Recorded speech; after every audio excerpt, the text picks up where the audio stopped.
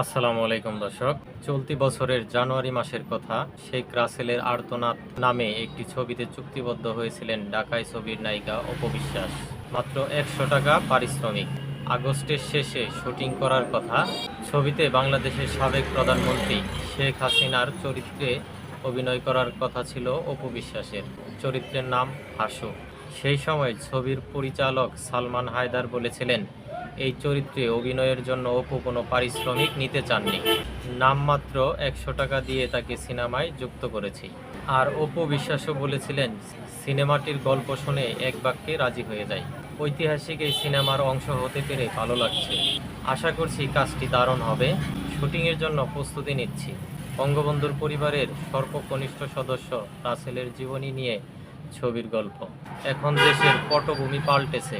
ছবির কি হবে, ছবিটি আদৌ নির্মাণ হবে কিনা জানতে শনিবার বিকেলে প্রথম আলোর সাথে অপু বিশ্বাসের সঙ্গে যোগাযোগ করা হলে তিনি জানান, অনেক আগেই ছবিটি থেকে সরে এসেছেন। এ ব্যাপারে কিছু জানেন না তিনি। কেন সরে এলেন, এমন প্রশ্নে অপু বিশ্বাস বলেন, চুক্তি হওয়ার ১ মাসের মাথায় অর্থাৎ ফেব্রুয়ারি মাসেই কাজটি না করার কথা ছবির প্রযোজক ও পরিচালককে জানিয়ে দিয়েছিলাম।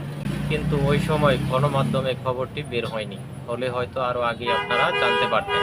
এই অভিনেত্রীর বক্তব্য, চুক্তির পর কিছুদিনের মাথায় দেখলাম ছবির প্রযোজক পরিচালকের কথা ও কাজের মিল নেই। তখনই ছবিটি থেকে সরে আসার সিদ্ধান্ত নেই। সত্যি কথা, কাজটি নিয়ে তাদের কমিটমেন্ট ঠিক ছিল না। কাজ যাই হোক, কমিটমেন্ট থাকতে হবে, তা না হলে একটা ভালো কাজ তৈরি হবে না। ওই সময় তারা কাজের কথা বলে মিথ্যা বলেছিলেন, কাজটির পরিকল্পনা নিয়ে মিথ্যা আশ্বাস দিয়েছিলেন। এদিকে শুটিংয়ের বিষয়ে ছবির পরিচালক সালমান হায়দারের সঙ্গে মুঠোফোনে যোগাযোগ করার চেষ্টা করা হলেও ফোন বন্ধ পাওয়া গেছে। ধন্যবাদ দর্শক, আসসালামু আলাইকুম।